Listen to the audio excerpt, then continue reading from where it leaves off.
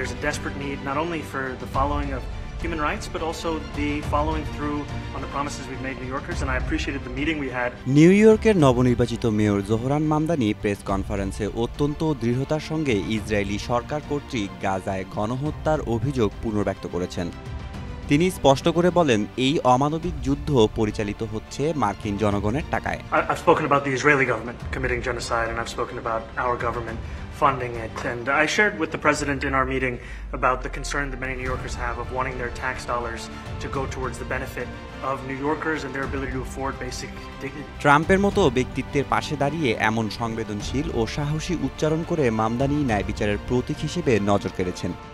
তিনি দ্ব্যর্থহীনভাবে দাবি করেন যে নিউ ইয়র্কবাসী চান তাদের করের টাকা যেন অমানবিক যুদ্ধ নয়, বরং উন্নত জীবন নিশ্চিত করার জন্য ব্যয় হয়।